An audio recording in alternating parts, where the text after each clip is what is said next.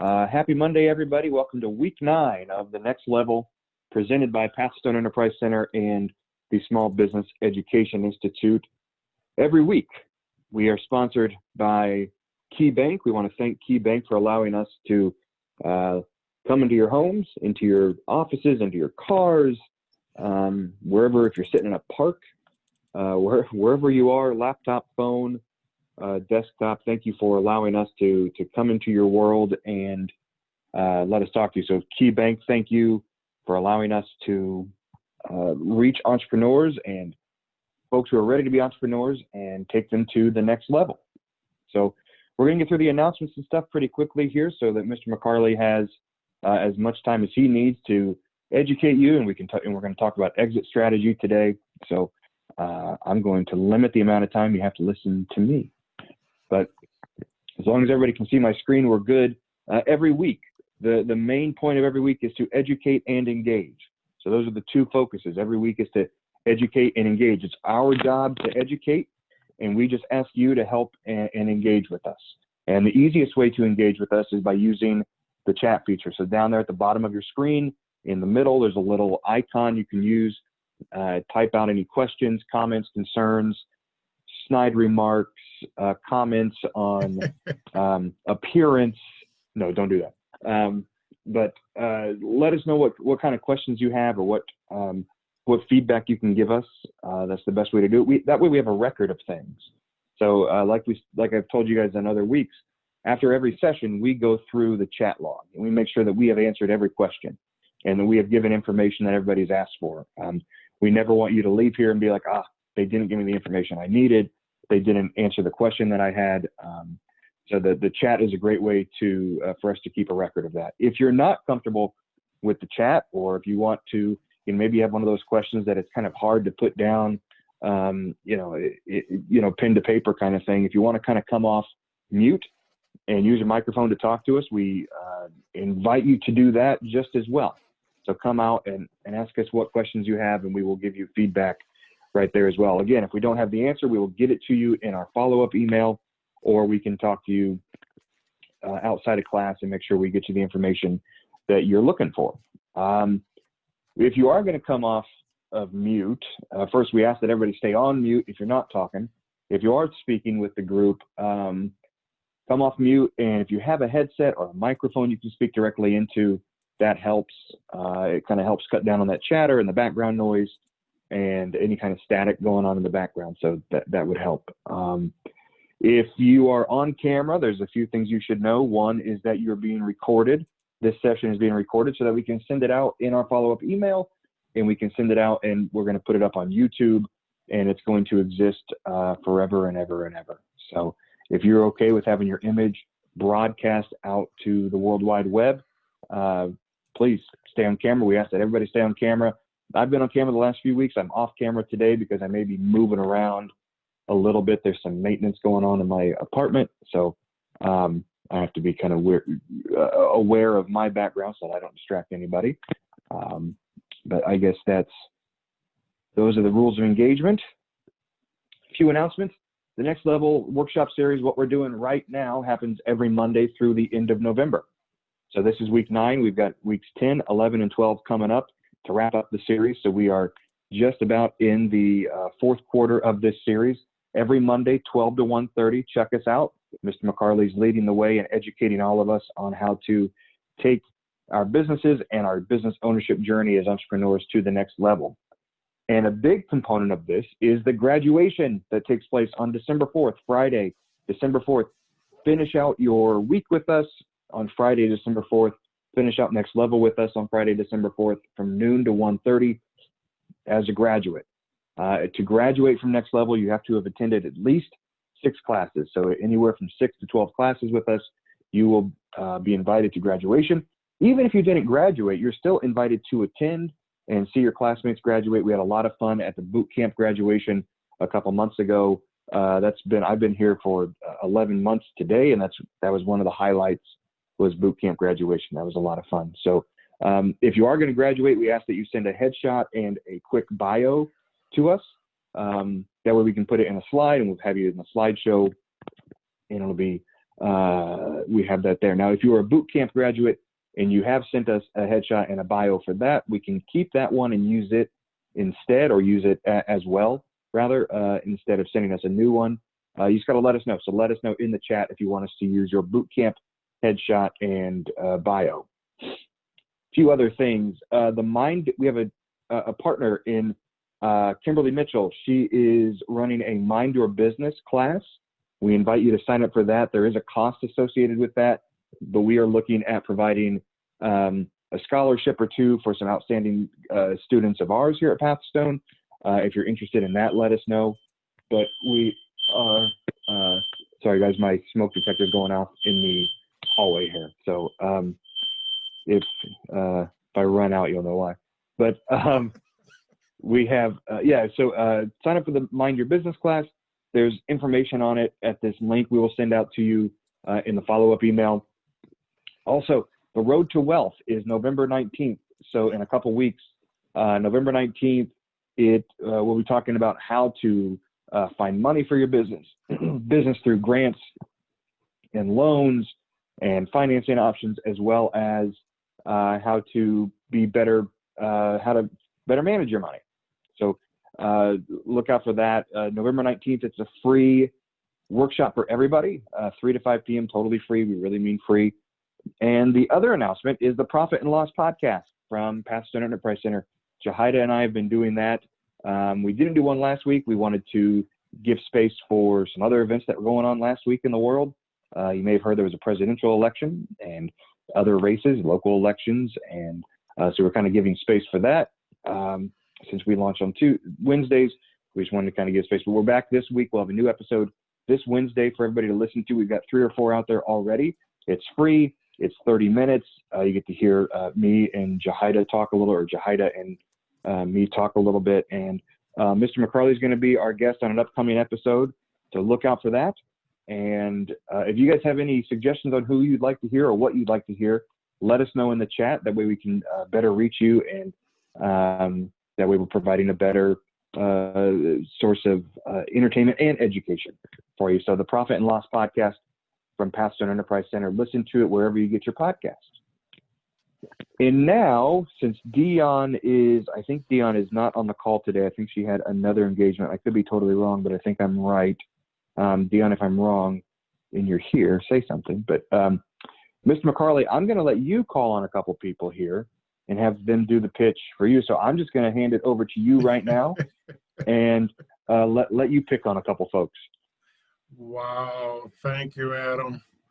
All righty. So, again, good afternoon to everyone. And make sure I put that in the chat for you guys. So, who do I want to start with?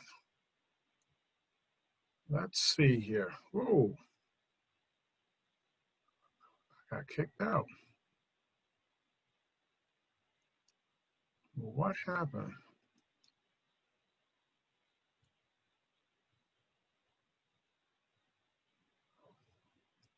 Am I still there? Okay. Whew. My machine's doing strange things. I apologize. So again, did everybody hear me? Oh, yeah. Okay. Whew. This has been a special morning. All right. So who do I want to choose to talk about their greatness in their company? Well, well, well. You know what? I have not heard the sounds of Ruthie in a couple of weeks. So Ruthie, tell us your story based on the screen in front of you. Yes, let me just minimize this one box here. Let's see, there we go. Hi, my name is Ruthie Harris. I am the owner of Blossom Achieve Excel. We are an establishment engaged in assisting individuals and small business owners. This business was born out of the observation that there was a need for individual projects to be taken care of without large overhead being encountered by the small business owners and individuals. I don't know. I guess, can I start over? I take two. You fine. Keep going. Keep. Some small sentences to get the point across directly to the person, you know? Okay. Excuse me. My name is Ruthie Harris. I'm the owner of Blossom Achieve Excel, an establishment engaged in virtual assistant services. The business was born out of the observation that there was a need for small projects to be done without encountering a large overhead. One of our solutions for this is that we tailor the needs of your project according to a smaller budget. Take three. It's I'm all sorry, right. Take I'm your so time. goofy this afternoon because I'm happy. But it's like if I could just do that second part. Okay. Sure. The business was born out of the observation that there was a need for small projects to be done without a large price. One of our solutions to this is that we tailor our services to your project's needs.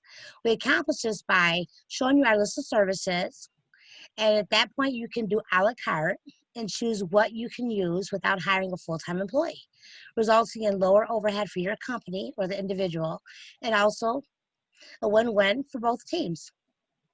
Okay. Good. Good. You have that look on your face. You are so funny. You did well. You I'm were a a little natural nervous, comedian. but I you know how to did. become an entrepreneur. I'm teasing. But you were doing. No, you did well. You did well. Thank you. The entire process, and a lot of people that I've been working with already, including my 4 special folks from this group, have all come to realize some interesting things about this particular type of presentation. Other than simplifying exactly what you do, the whole Right. point is you're not to have to explain anything at this point. It is just a Okay. matter of drawing people in How so they was that ask you. then? Did I That was go too good. much into detail? No. You did Okay. fine. You did All fine. right. We'll talk more about that in the future. Okay, We'll very talk good. more about that. All right. Thank you. So let's see who else we have in here who I know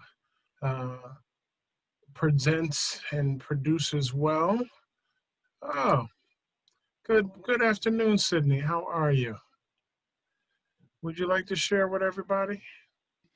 I would, but I'll say I have a lot of things going on in the background with other healthcare workers here with family members. But I would be happy to, but it's a little awkward for today. Okay, I'll let you get away with that one. So how about you, no, seriously, Tamia? I just came back from the hospital with my dad like Saturday, so it's a little crazy. Okay, Yeah, okay. yeah. All right, tell Dad I said hey. All right, I will. Thank you. All right, how about Miss Tamia? Yes, Miss Dixon. Give All us an right. introduction here based on what you see on the screen. Okay. All right. My name is Tamia Dixon, and I am the president and owner of Ladies of Justice Legal Shield. We were established to engage in helping people in our community with legal services and legal representation. The business was born out of the observation that there was a need for legal support for people who couldn't finance legal services without having a large income. One of our solutions is to provide legal plans to people with affordable budgets, also giving them a multitude of plans to choose from that fit their needs. We accomplish this by being versatile for our clients and offering them what they need, not just what our services provide, to make sure that the services fit their budgets. The results have been very positive in creating a positive atmosphere for our clients and having the support that they need and knowing that they have someone to call for legal support and questions and answers. Thank you, Tamia. Tamia knows I'm picking on her this morning because there are a couple projects that we're working on, and so practice makes perfect. But thank you, Tamia. That was actually very good. So let me see who else I've got here that I can put out there for final run.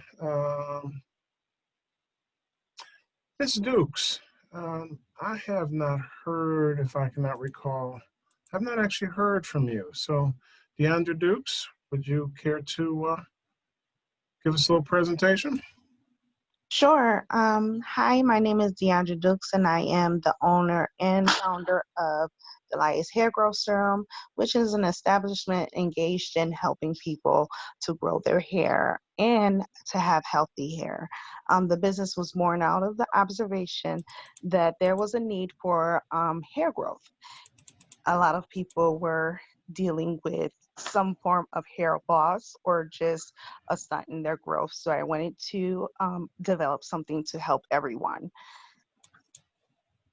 One of our solutions are to provide people with the best of the best oils, which were I'm sorry, my son is in the background, which is a 100% serum, and it's natural. I'm sorry, my son is still in the background like, hey, I need some cake. I'm sorry. That's all right. That's all right. I'm sorry. We accomplished this by doing amazing research to find the best products out there that is 100% natural, resulting in Delia's Hair Growth Serum. Okay. Cool. Thank you. Thank you. Adam, those will be my toiletries for the day. All righty. Great job, everybody. Is Linda Brundage in the waiting room by chance? Nobody's in the waiting room. Let's see, Linda. Okay, I don't see her. She must be having a she's here, hard time connecting. Yeah. Okay. Yeah, there's no audio option for her right now. So. Okay. Cool. Okay. Cool. All right, everybody. So that was good for this morning. Again, there are several individuals that I am working with, by the way. Additionally, there are some individuals that I have talked with about some of the previous sessions we've done, and there has been some confusion. And Kamalita, good. I'll look forward to that. So what we're going to do is we're going to move this forward. And one of the things I'm going to do is I'm going to change the screen set just a little. There are some things I've actually, some things that I've made some changes in this week's particular session. Let me change this around. Yeah, rocking and rolling here. Progress at its best. All righty. So we've gone through quite a few things in several weeks. One of which, of course, is taking a look at, the beginning, as it were. I like to always say it's the introduction. You've talked about your story. We keep presenting a component of the story. It is enormously important for individuals to get their networking presentation down to under 3 minutes overall, and this would be a complete networking pitch.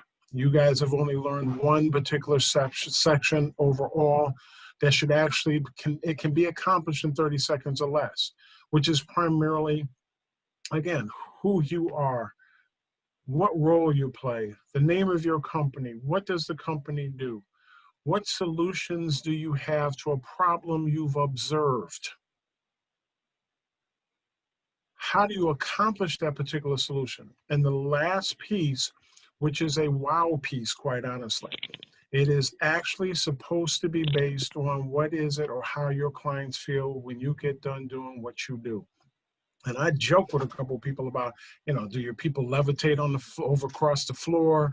The sunshine, a ray of sunshine blows around them, in some great mystical way. Are they ecstatic about the services which have actually been provided in so much as they actually share with other people?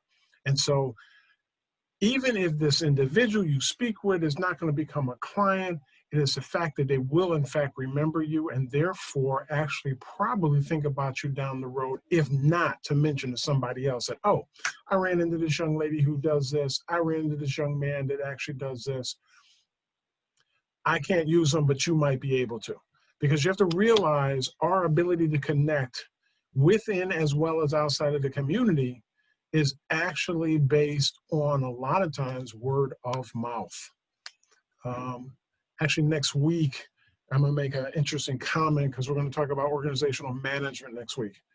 And I'm going to make an interesting comment about how social networking and some of the things that I've actually observed lately, I find enormously interesting with regard to small business. We've talked about numbers, by the way. We've talked about marketing, not so much in how you do it, like I say, in a social media perspective. But when you're putting together, especially a business plan, and especially if the business plan is going to be submitted for some financing, that is not about it. Everybody's your client. Not everybody likes what you have. Not everybody's going to buy what you're selling. But for purposes of justifying that there is a market for what you have, the 3% rule becomes enormously important. And the 3% rule is important also because it folds into your projections, which we learn 3 weeks later.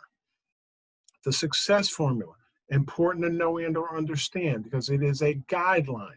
It helps you to get to a point to utilize those 4 wonderful aspects of business funds. And we talked about Porter's 5 forces. These are pressures that actually exist on the business that a lot of times we don't even really think about. Yes, our customers actually provide pressure on us once in a while. Actually, the vendors we deal with provide pressure. We have competition that provides pressure. But there's also pressure from individuals or groups that are either producing knockoffs on what you actually do, which becomes enormously important. We don't think about it much, but how hard is it to get into the industry or the business that you're actually a part of? And there was actually one more that I had mentioned. Can anybody write in the chat or come off mute and tell me what the 5th force in Porter's was? I talked about competition. We talked about the customer. We talked about the vendor. We've talked about competition. What is the 5th item up for bid on The Price is Right? And I know some of you are looking through your notes. I'm gonna let y'all do that. But give me an identifier. Put it in the chat. What is the 5th? Kind of reminds me of a movie I just saw the other day. Rivalry, well, that's your competition. Buying power, we're going to slide up underneath your vendors. What else we got out there, guys? Come on, I want you guys to actually begin to really kind of think about this stuff because I'm actually going to give you a really short story about something that's happened this week. Yes, there are threats, and we mentioned substitute.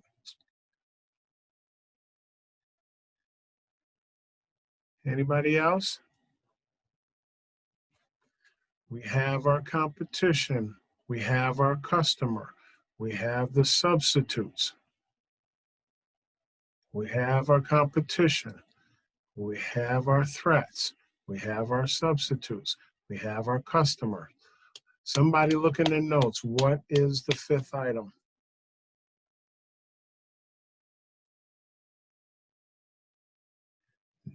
Nope, not expenses. Although that shop probably should actually be one, but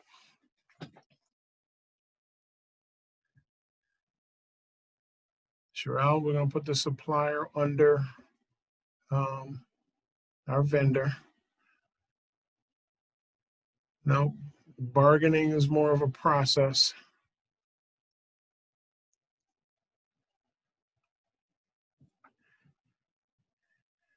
No, that insurance. Think of processes, people. Think of processes. When we talk about our competition, we're talking about what processes or systems they have. When we talk about our customers, we're talking about they always want, of course, the lowest price for whatever they're actually getting. When we talk about vendors, we're always trying to push a lower price, although they're normally trying to charge you more of what's actually going on.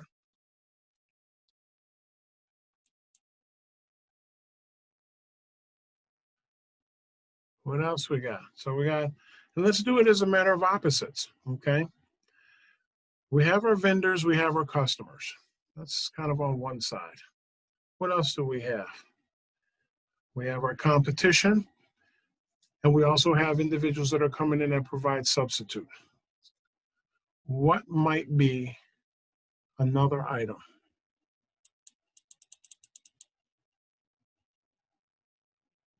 Anybody? I enlarged the screen so people could actually see it.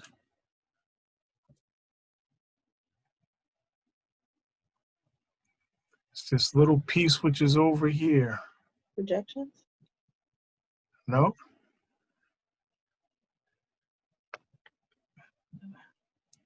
New entrants. I talked about people that were substitute. I made the comment about, is it easy to get into your industry? But it's your new entrants. Anybody that can come in and do exactly what you do is automatic pressure to your particular business. Okay? So again, your vendors, okay, themselves, your customers, substitutions for what go into play, your rivalry. These 5 forces are the things that impact what we do and how we do them. All righty. Then we did our projections, which we took a look at again. And I want everybody to be really clear that these things overlap each other. Your story goes into the kind of numbers because you're looking for certain types of client, which are verified through my particular aspect, again, that I've shared with regard to marketing the 3%. We've taken a look at, even before the success formula in the numbers, what was before success. The only thing that makes a difference between before success and the success formula is lifestyle and retirement. The pressures that we deal on our business, which do what? Affect our particular numbers. It affects the people that we actually deal with, that we're looking to have as our clients. Even though we project, which is in the future, the success formula functions as a guide to that, which again plays with our numbers a little bit. And then last week, we had actually talked about the aspect of succession planning. So again, these are things to keep in mind. So next on the agenda on The Price is Right.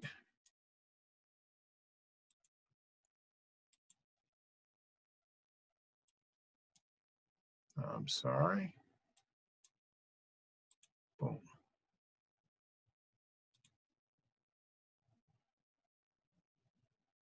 This week, we're going to talk about the exit plan, the exit strategy. Exit strategy becomes enormously important,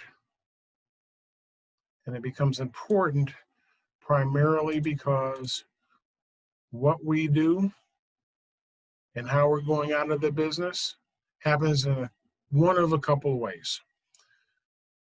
As you notice, I tried to electrify the light sign for you guys today, so you didn't necessarily see still lettering. Won't do that too often because I actually got dizzy looking at this thing. So everybody with me? I know we're running a little slow this morning, but is everybody with me? Give me a thumbs up. I'd appreciate it. Thank you, thank you, thank you. So again, as always, where do you stand, people? Mentally, physically, financially, spiritually. Where do you stand from 1 to 10? 1, oh, it's over, it's done. The world has stood still. 10, listen, I'm doing backflips and I'm tripping and still doing backflips. I'm levitating on the floor. Nothing can stop me. So where are we at? Again, from 1 to 10, mentally, physically, financially, and spiritually.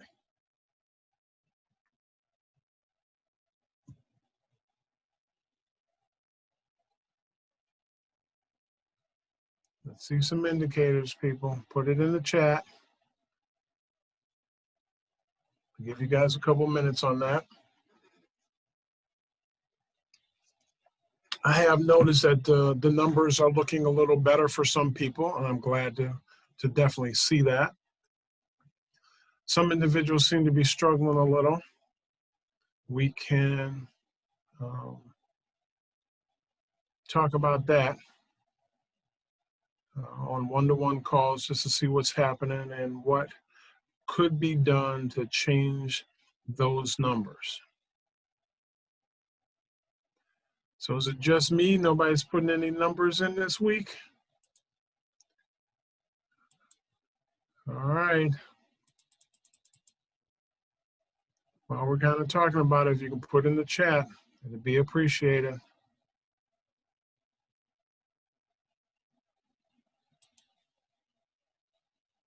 All right, so last week, again, we talked about the succession plan. This piece in and of itself, the position, parties that are interested, preparing those individuals that you have clearly identified that have shown an interest. You're monitoring them through a particular process. They get to a point where you have selected fewer of the original pool to enhance their particular skill level, ultimately making it to the top or the position that has actually been chosen. This is a long process. It's not 1 or 2 years. At best, you're talking about 8, 9, 10 years. One of the other reasons why this piece was actually put in the presentation is because we also want people to really start thinking about the future. We have to grow.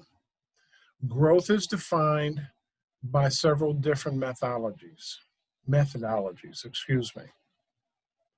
One aspect of what people think is growth is that someone's revenues have increased, but that's not one of the most important. Can anybody give me some other items for growth when it comes to companies? Growth that is recognizable? You can put it in the chat.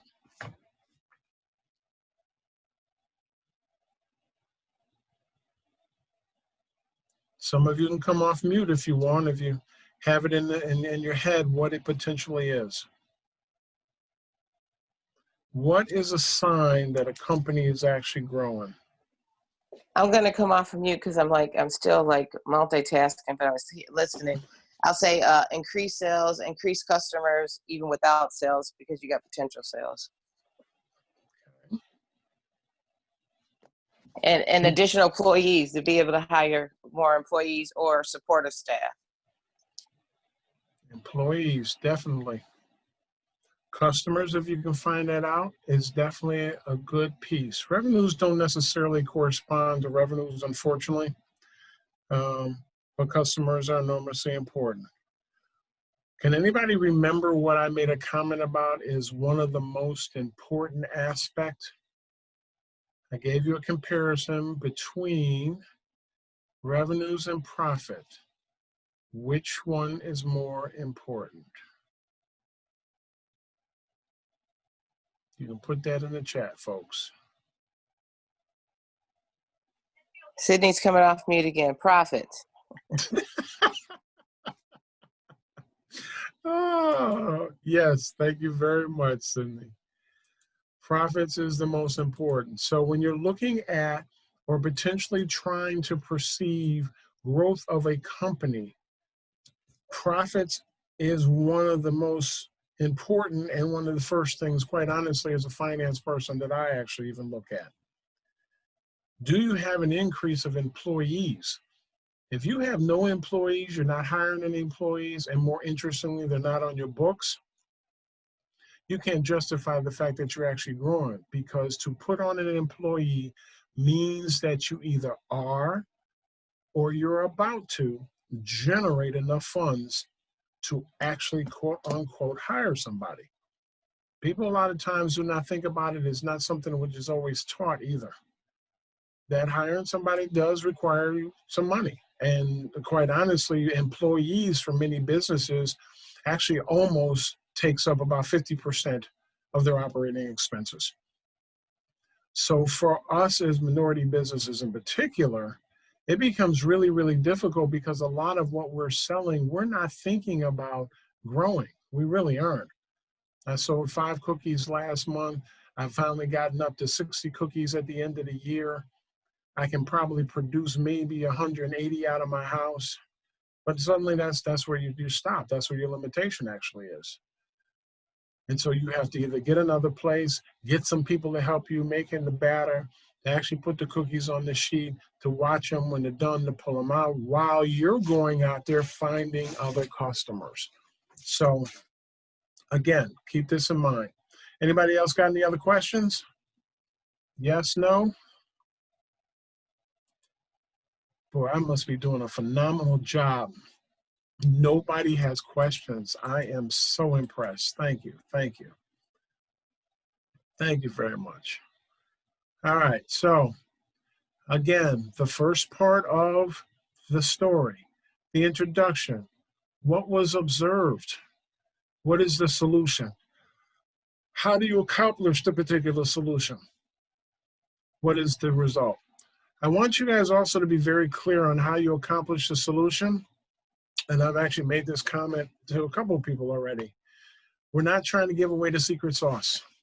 That is not what to accomplish the solution is. If anything, it is to kind of give an illustration of a process that might be used to accomplish the solution. It's saying something without saying a lot, okay? Because you'd be surprised. I got people mad at, well, I said something and they took my idea. Well, no idea is new.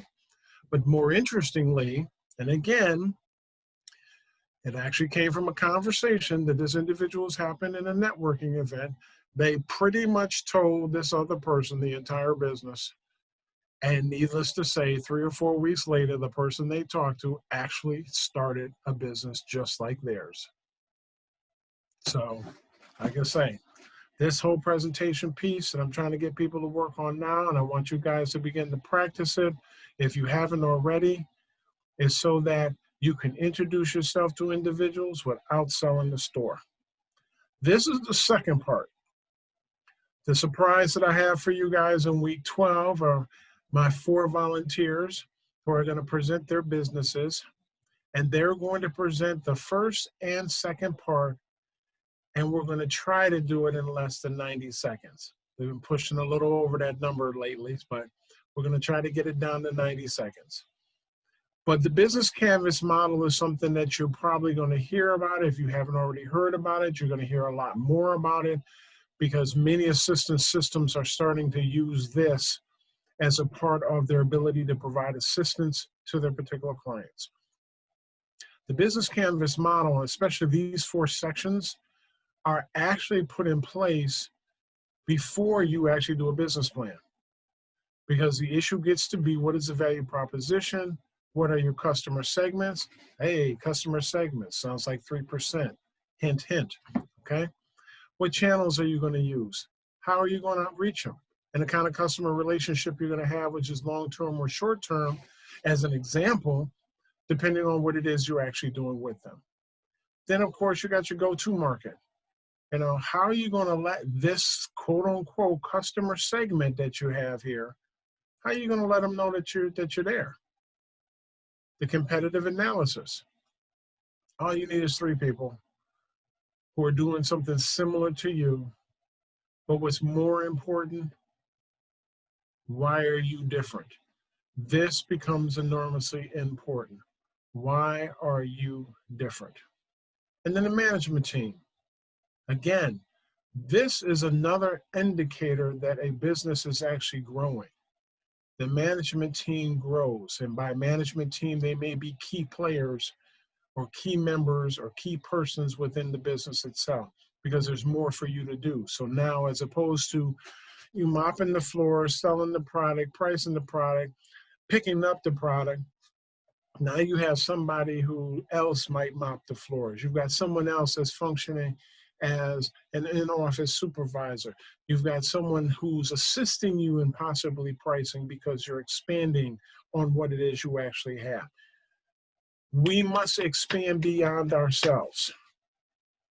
in order to be successful at business. And more interestingly, we need to also communicate with other businesses. Even if they're exactly the same or believe you actually are. Babysitting companies, as an example, you guys can talk to each other. Well, what are you doing? What benefits are you actually getting? There's enough children out here that eventually you have somebody to take care of them, especially when everybody starts going back to work. The matter to worry about is like, well, I'm not talking to you because you're my competition. Heck with that. This is how we actually grow, even internally in the community as a matter of businesses. We have not gotten that yet, and we need to get it quickly. And now that there are going to be some real interesting changes coming along because of this particular election, we have to work together even more. I don't care if you do landscaping. I don't care if you're lactating moms. I don't care if you're providing education to children to deal with stress. I don't care if you're trying to grow people's hair. We all need to be able to communicate with each other and say, listen, this kind of came up. I'm not sure how I want to really handle it. Have you dealt with this situation? What do you do?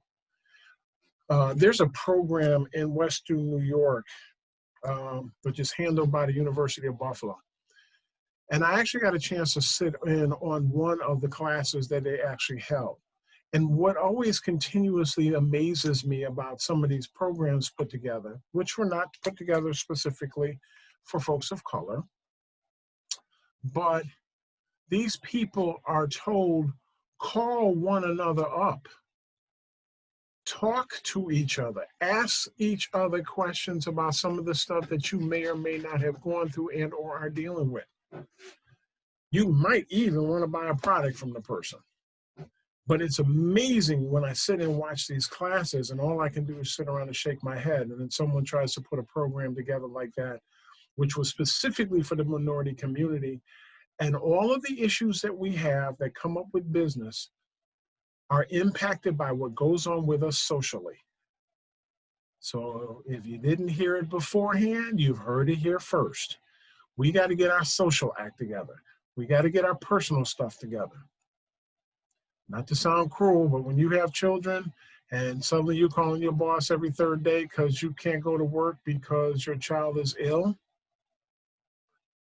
either you need to find another way for the child to be handled, to be taken care of while you actually go to work, because the reality is this.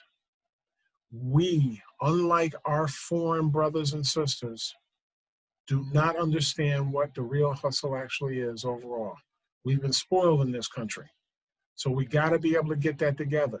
We got to go out there and make that money and work. You got to sling your child over your back and take your child to work if it's possible. Do that. People have forgotten that it used to be a time that that was allowed in certain circumstances. But you, if you're going to be the breadwinner, you got to be the breadwinner. You got to put systems in place to actually help you out.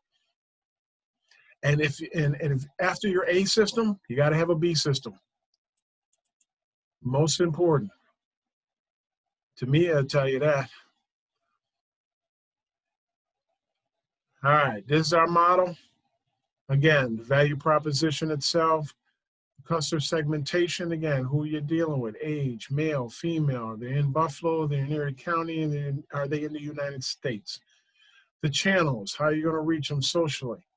What kind of relationship you're going to have? Short-term, long-term, but I care about what you do because I'm trying to provide a service for you. But this is the piece that most of us are normally never initially prepared to deal with, which is the revenue stream component. Revenue streams and what we're going to do is not a difficult piece. Some people I've already talked to about this, but these 5 items in and of itself, quite honestly, are a preset to your business plan. What am I delivering? Who am I delivering it to? How am I going to tell people actually about it? Will this be a long-term, short-term type of relationship based on the product or service I provide? And how much money can be generated and or how many streams of financing can be generated based on what I do? All righty. We use the lemonade stand as an example. You guys had this last week. You can always go over it again since this will be put up on YouTube and also will show up on Facebook. But, on the lemonade stand, the value proposition is providing a cold beverage. The customer segment in this particular case is who passes by. The channel is actually the stand itself, but that also becomes actually the advertising piece. The relationship in this particular case for the stand is really a short-end transaction. It's, hello, how are you? Would you like some lemonade? They drop you a quarter. I hope nobody's still selling lemonade for a quarter. They drink the lemonade. If they love it, they'll come back. If they don't love it, they won't come back. Okay? But the relationship is short, sweet, and simple. Unless, again, you're providing a service that, by the way, requires maintenance. And your company is also providing the ability to service that particular product that you sold them as a part of, quote unquote, your packaging. You buy this from me, but by the way, if anything happens to us, give us a call. We'll come out and fix it, or we'll just send you another one. I know some of you have actually heard of that particular model beforehand. Enormously effective. And of course, the revenue stream, the cash itself from the purchases. What are you also going to do with it? I've made some money now to put it back into the company to buy additional products and or services that which assists me in selling to the people I'm working with. Presentation for it in and of itself, we're actually going to skip this one, but you'll hear more of this actually in week 12 from the individuals that have been chosen to present their companies. So this week, is everybody still with me, by the way? Give me a thumbs up, let me know. Tell me you're still here, you're still awake, you're still listening. I'm still providing relevant information. Thank you, thank you, thank you. Good, good. Glad to see that. So one of the first things we're actually going to go over is there's been some question as to how you people are actually doing with regard to information that's been presented at this point. So we're going to have a little quiz. Yeah, everybody likes quizzes, right? Yes, I see the excitement already on the screen. All those smiling faces. Oh, wonderful, wonderful. So, first question, please put it in the chat. Does 1 + 1 = 3? Yes or no? Dum, dum, dum, dum, dum, dum, dum, dum, dum, dum, dum. Dum dum dum dum dum dum dum dum dum dum dum dum dum dum dum dum boom boom. All right, I'm not noticing any answers in the chat. Adam, is it just me or is nobody actually answering here? No, we've got answers in there. Okay, because I'm not seeing anything. I don't know what's going on with my chat. So, Seeing a lot of yeses. okay, there we go. I changed that a little. Now I'm able to see some stuff. All right. We got at least 21 yeses in there, 21 yeses or nos.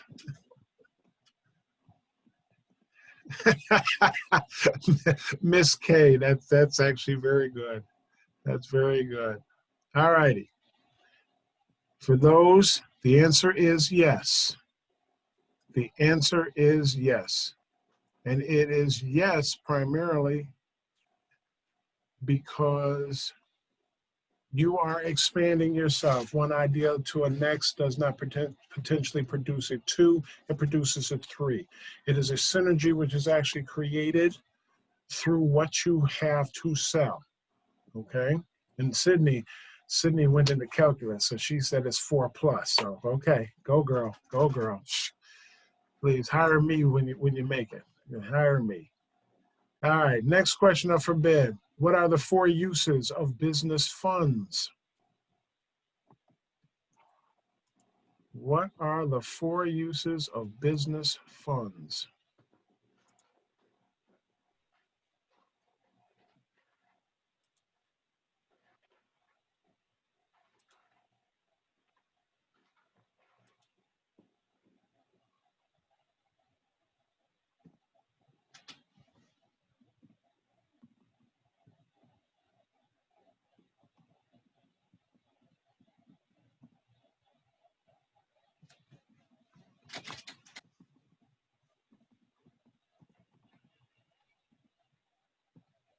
Okay, Kay, you got a couple of them.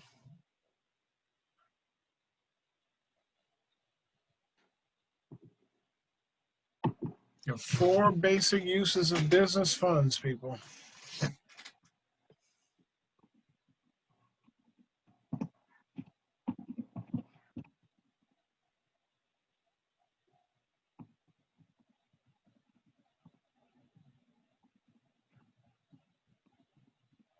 Okay, a lot of you guys are giving me 3. You're missing the 4th one.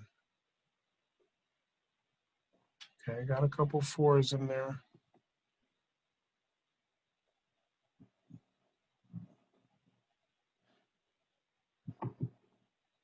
Okay, so let me help you guys out. And I'm going to give them in order because the next time I ask this question, I'm going to ask for you to give it to me in order. First is your employee. Second are your operational expenses. Third is your operational debt. And fourth is you. Everybody got that? All right. Next item up for bid.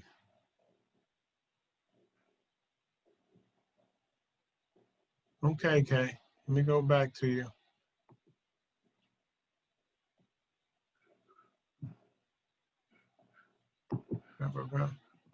Okay.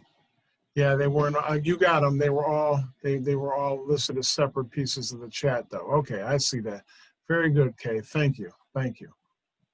All right. Next item. Oh, Sydney.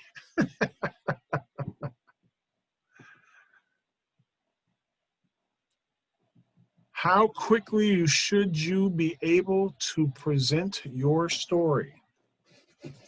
30 seconds, 60 seconds, 90 seconds, or 120 seconds? How quickly should you be able to present your story? And this is actually based on what most of you have initially been asked to do, which was simply part 1. Okay. Got 30s in here, got some 30s, got a 90.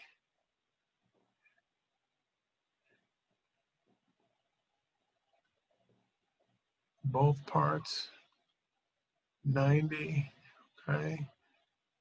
30 first, 90 total, okay. All right, so the answer to this, as some have actually separated, yes, the first part should be at least 30 seconds. This is what most people have been dealing with. This is what we've talked about. Totally, you should be able to get it done in about 90 seconds, though. This is, again, with no explanation.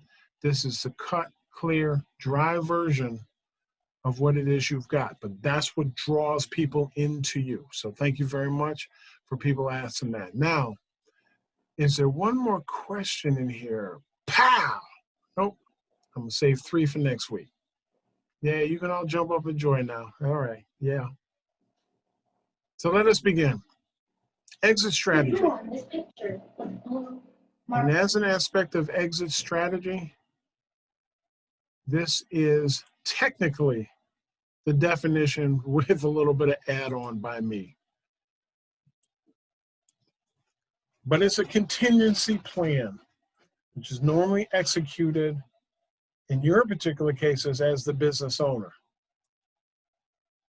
to get cash for something of value that you're looking to get rid of, or something that you can touch of value.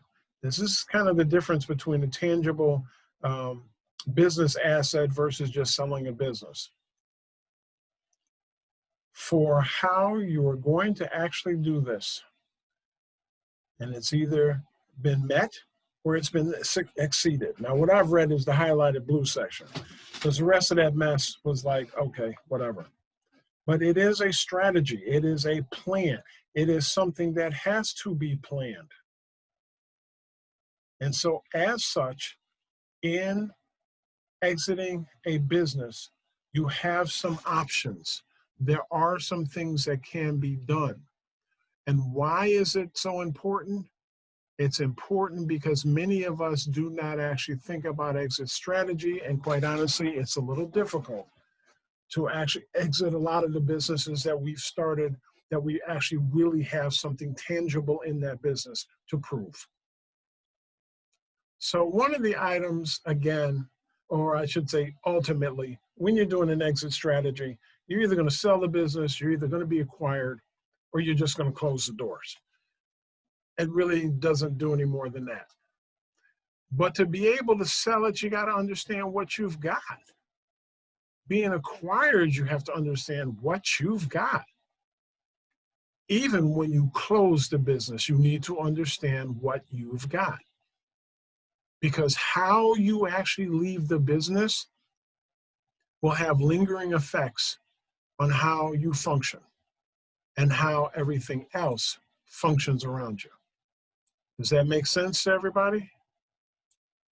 What you have, how you exit your business becomes enormously important, but you have to know about the business. You have to understand what you have, what it does, what you can and cannot do.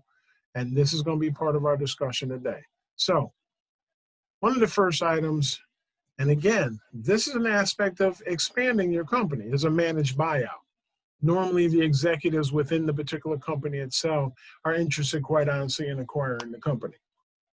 And so that is one particular option, okay? What I've listed are pros and cons for each of these as well. For managed buyout, really the pro ultimately is it potentially is quicker cash for the seller. You don't have to do as much legwork because the people who are in management, these aren't the laborers, okay? This is management. These are people who are helping you run the company. They will already have some kind of idea of what's actually going on. One of the cons, however, about a managed buyout really ultimately really is the money that potentially might be made from the buyout itself. It may take a long period of time to actually kind of close things up. And so if a management team wants to approach you in buying out your company, then I would strongly suggest that you really get your ducks in an order. What are your finances looking like? What's staffing looking like? What your contracts are actually looking like? You know, or if you're selling a product, where are you getting your products from? One of the other things that happens a lot of times in managed buyouts also, public doesn't necessarily know and or understand that there's been a change in ownership until after the fact. It might behoove you, if you were to get in this particular position, and there's another one I'm going to mention, that you kind of impact your client base, and impact is the most appropriate word, that there's going to be a change. Because a lot of you are dealing with specific clients, you've known them for 10, 20, 30 years, and all of a sudden you're selling the business actually to part of the management team that your client has no idea who they are.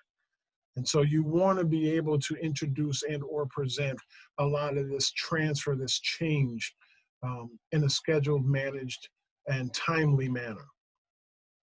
Now, of course, there's the basic outside sale, which in and of itself is plain and simple. Somebody on the outside wants to buy what you've got. Yay. You can get quick cash. That's probably the big upside. The con, unfortunately, unlike even a managed buyout, it's something that potentially might, in fact, take a little bit of time, okay? There is some concern as to what happens with regard to your employees, by the way. What is that impact going to be on the community? Because the person on the outside may not share the same philosophy that you actually do. They may take over the company as a hostile takeover and, quite honestly, fire everybody that's on the floor, fire everybody that's relative management, or restructure the entire company because your name had so much power, they were going to use the name to sit around and advance their particular position. And I know that sounds like a Friday night movie, but this is a lot of the stuff that actually happens in reality with outside. Oh, I'm selling to my friend. I got good money for it. And 3 or 4 weeks later after the sale, you come to find out that half of your employees that have been there for 10, 15 years were laid off. And there's no reason for them to technically have been laid off, but because of new ownership, it's what happens. This is why it's also important to actually have a team of individuals that are not necessarily directly associated to the company also help you out. This is kind of your advisory squad.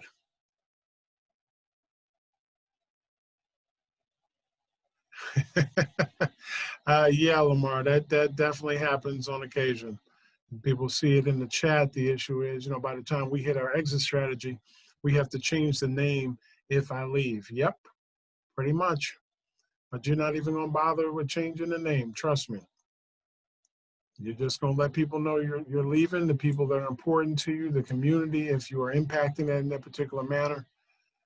And, I hate to say it's like the roll of the dice. What happens is happens. Now, this is the one where your employees might actually want to buy the company. This happens a lot in manufacturing. So you're dealing with individuals who are the employees. And quite honestly, what's called ESOPs, Employee Stock Management Plan, actually is a very interesting way for owners to actually really kind of retire. Because in buying the company based on its relative value, the employees are taking over the particular company. They are purchasing the stock for the company. And pretty much they are paying the owner now so much per month to actually have the company as theirs. Just like buying a house, got a new mortgage, but now the employees have all put together to actually buy this particular company from you, and you are getting monthly payments as opposed to one lump sum. By the way, as a matter of retirement, exit strategy or not, you need to be very clear on how you want to get your money, because there is an assumption that when you retire, you're not you're not spending the same amount of money that you had historically. I made this comment when I talked about the success formula, but I'll make it again, and it is that nobody can actually ever show me the fact that I'm going to spend less money 10 years from now, okay, than I'm doing right now, because the cost of everything is going up. And so its cost is going up, the value of the dollar is actually going down. It is getting more expensive to get older. So when I put the lifestyle and the retirement in, that's why it's based on what are you dealing with now. And that number changes as time goes on. The more money you make, guess what? You need to reformulate where you're at. Because the first thing that changes in our life is our lifestyle when we start making more money. Same thing will actually occur when it comes to a lot of the individuals for your IPO. One of the interesting cons is there's a lot of regulations associated with the establishment actually of the IPO. And so, you are not going to be able to get some of your monies immediately. And then there's Sarbanes-Oxley, which is a pain in the butt. But it's a legislation that most people do not know about. And quite honestly, unless you've got a company that's probably got more than 100 employees that are interested in doing this, you won't have to worry about it. But Sarbanes-Oxley requires you spend almost as much for the accountant as you do for the sale. That's a little exaggeration, but the requirements are almost insane. And this is one of the reasons why they've changed some of the rules for Sarbanes-Oxley, because it is an enormously expensive proposition to validate that the business is worth what you say it's actually worth, okay? So please keep that in mind. Transferring the family. Now, I got some real interesting comments about this, and most of them aren't on the screen. But the bottom line here is this. 84% of high net worth owners do not expect their children to continue their business. I'm going to say that again. 84% of high net worth owners don't expect their children to continue the business. Why do I stress that? Because I talk to way too many individuals out of the community who are always going to transfer the business to their children. The children may or may not have an interest in the business, folks. Now, they will enjoy the luxuries in which it actually presents, but they're not necessarily wanting to take over the corner store because they can't stand the individuals who are coming into that freaking store. But that money, based on those individuals that came in that store, afforded you an opportunity to go to college. Okay? We got to make some adjustments in how we think about our communities and how we deal with people. But anyway, so be very clear that in the transferring over into the family, it is the establishment and changes a lot of times to your particular estate. I can't remember who the heck it was. Adam, you still on the line? Yes, sir. Who passed baseball owner, and there was this big hullabaloo about the change in the rule of the estate tax, where New York State could have actually made billions It's on the Steinbrenner, right? valuation. Was it Steinbrenner? Okay. I don't know if any of Yeah. you actually paid attention to this story or not, but it's the Mets, right? Yankees. Yankees. Yankees, enormous high value team. The monies, because Mr. Steinbrenner had passed, there's an estate tax because he has the business, the Yankees, worth billions. Excuse the way I'm about to put this, but New York State was getting the hard on because they thought they were actually going to get a whole lot of money. But there was a provision that was put into place almost 6 months before his particular passing that made it possible for the family to transfer the money through legacy, which means New York State only got a couple $100 million, but the most of the wealth, the perceived value of the company, of the Yankees themselves, stayed with the family. Now, I don't know how much I can actually emphasize this, but that's a big thing. That is enormous. And for most of us that are actually on this webinar, I would also suspect it's enormous for you as well. You want to be able to hold the wealth that you put in place, carrying it through the family or otherwise. I don't care how you do it, but it is also one of the systems that you have to begin to learn and understand about business. Taxes, the laws associated with the products and services which you actually sell, your ability to actually expand, your personnel, how your administration is actually set up. All of these things play into any thought of transferring to the family, any thought. Spending shares actually for your children. You can actually give it as a tax-free deduction initially, and you can do that every year so that your children actually have more shares of the company you have. But what I want everybody to begin to seriously think about, and this is more difficult for those who really deal with what I consider community assist types of businesses. The ability to grow is one thing. The ability to expand becomes something else. We have to be able to grow and to expand so that we can actually push forward to have a future. I found a very scary number, which I need to verify, about transference of community-based businesses. And that figure was really, really low. And when I mean low, I'm talking about abysmal.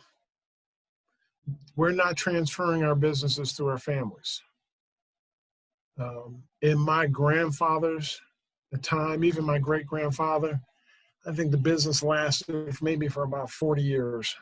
Because my father couldn't actually keep it going as long as my grandfather had beforehand, but my father had worked with him in those previous years. But 45, 48 years, they had run that particular business.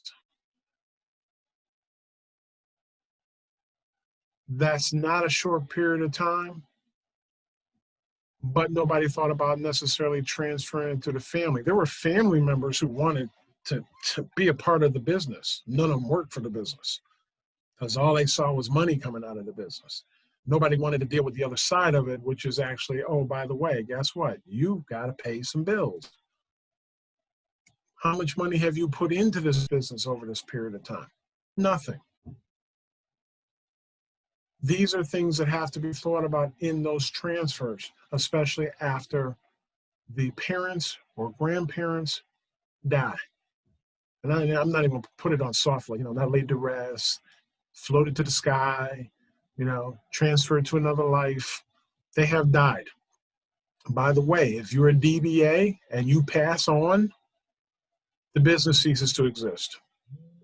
If you are a partnership, one of the partners dies, unless it is actually specifically mentioned in some operational agreement and you're not a partnership as a DBA, the partnership ceases to exist. If you are an S corporation and you're a partner, then normally the partner has an opportunity to buy your portion of the shares through the family, and therefore the business can continue. LLCs are the same kind of way, so are C corporations. But these are the things that people have to begin to look at, to study with their particular businesses. I know many of you want big returns on what you've actually started. You've put a lot of time, blood, sweat, tears, and money into what you've actually done. But you have to pay attention to this as well if you want the businesses to continue for more than 5, 6, 7, 8 years, okay? And to be able to grow from it, by the way. I'm really I'm worn out by watching people being worn out by their businesses. Run your business. Don't let the business run you, okay? And of course, the simplest one of them all, you just close the doors. I'm tired, I'm overwhelmed. I have nobody to back me up. I got nobody who wants to buy the business, which also, by the way, is another interesting point. Many of us run businesses that we think we're going to sell.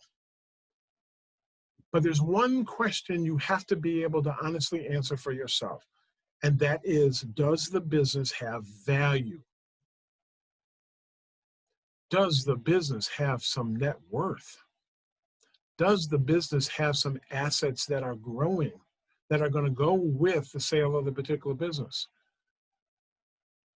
If you can't answer any of those questions, what you're doing is you got a business that you're actually closing, and probably one of the biggest difficulties in closing a business and not really being prepared to close it is the fact of the paperwork, all items which have to be terminated, accounts that have to be closed, legal listings that you're closing the company, paying off and securing the debt which actually existed not only with vendors, but also potentially with banks.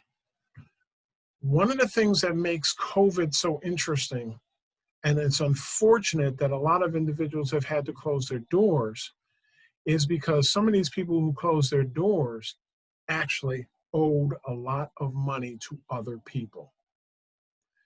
Now, I don't know what's going to happen come next round for Congress. I don't know what the stimulus packages are going to actually look like, if they're going to be enough to actually help a lot of people out of their situations. Those that got PPP, there may be some relief for them. But the reality comes out to be this: when you close a business, most individuals are not even thinking about all that it impacts the particular family when the business is actually closed. More interestingly, if anybody here has family members who own a business and they are actually getting much older, despite we don't like talking about it, get an attorney, put some paperwork together for what's going to actually happen with that business. if there's any valuation to the business, if there's any value to the business.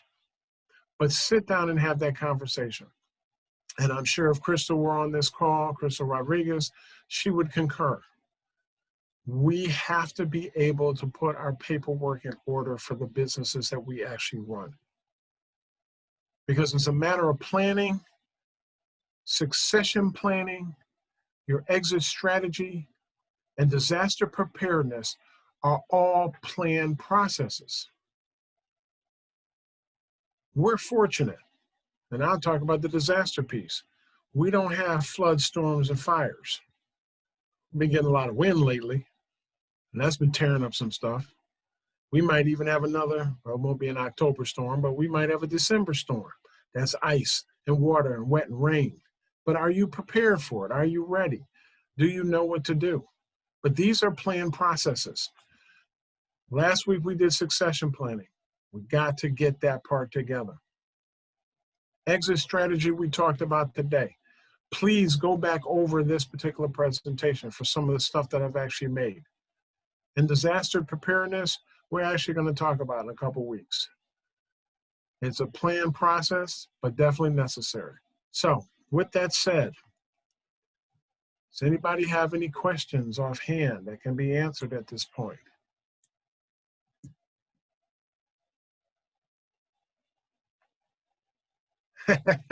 Yes, Sean, we do have legal services in the room.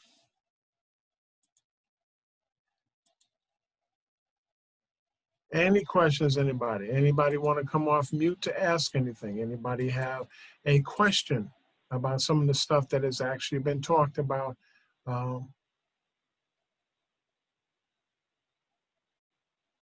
Anybody? God, I love you guys, man. Wow. Everybody understand what I actually said, what I presented. Give me a thumbs up. Put it in the chat.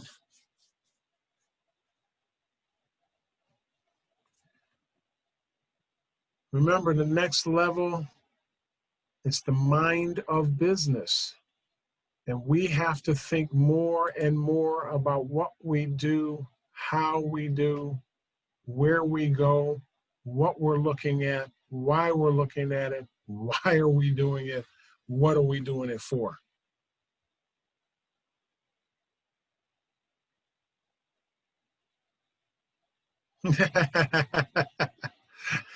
Ah, yeah, Shanae, I know you're going to sit around and ask a bunch of questions later. All right, no problem. I actually am sitting here on a webinar with right now what I classify as 20 multi-billionaires. Let me say that again. 20 multi-billionaires. Now remember, money ain't nothing but a thing, okay? It's a tool. It is a way to become successful. More importantly, it is a way to actually help others. You are providing services. Some of you are providing immaculate services. Immaculate services. Please continue to do so. Please plan. All I ask is for a little island in the Pacific Ocean. That's all I want. Just a little island. It's got to have some inhabitants, though. You know, got to get some service. But if there really are no questions offhand,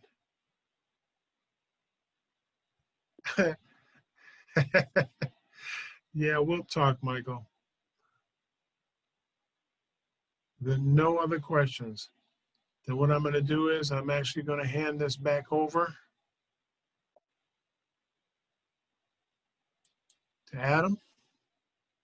All righty.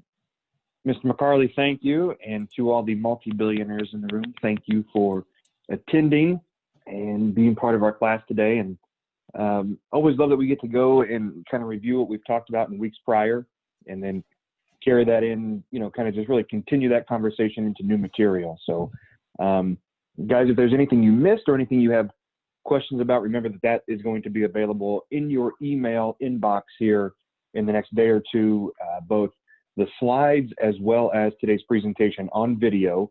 We'll have that available to you, and you'll be able to, let me pull this up here. You'll be able to rewatch or go and hit the sections that maybe you missed or you want to hear again. I know there's sometimes we give a lot of data and information, so just go back and look through those slides, watch the video, and you'll be able to have access to that. Let me get to the right section here, guys. Sorry. As we do every week, because we can't be in person, and we can't feed you with food that we cater in, we want to give you the option of going out and eating on our dime. So in the chat box, let us know where you'd like to go and eat. So if you're in Buffalo, if you're looking to eat in Buffalo, you can choose Freddie J's Barbecue or Sunshine Vegan Eats. Either one of those, we will send you a meal voucher for, and you can take that in there, and they know what to do with it. If you're in Rochester, El Pilon Criollo and the Arnett Cafe, those are your options in Rochester. So let us know in the chat where you want to eat. We will get those vouchers out to you today, guys. A lot of you still haven't used the vouchers, or you're kind of stockpiling them, which is cool, but we want you to use them. Please use them. We want you to go out and eat. If you've got a couple on you, go feed yourself and feed others. So please use those. We'd love for you to have some food on us. A couple announcements as we get closed out here. Again, the next level, the final 3 classes coming up next Monday and the following 2 Mondays after that, weeks 10, 11, and 12. So be prepared for that as we start to wrap up. We're in the final quarter here, and then graduation is on the 4th. Use this link, and Jahida has put it in the chat as well. Use the link to register for graduation. Whether you're going to be an attendee or a graduate, register there. And if you have somebody you want to invite to graduation, if you have family members or friends, mentors, colleagues that you want to invite to your graduation as a graduate of Next Level, send them this link that we give you, and they can register for that. They can also watch it on Facebook Live that day, December 4th, from noon to 1:30. We'll have a recording of it as well, both on Facebook Live, in the archives there, as well as on YouTube. So join us there on December 4th. Again, I'll say it again. I know I've said it 1,000 times in the last couple of weeks, but if you're going to graduate, if you've been with us for at least 6 classes, by the end of this program, the end of week 12, send us your bio, send us your headshot. We want to showcase you. We want to show you off. We're proud of you, and we want to show people.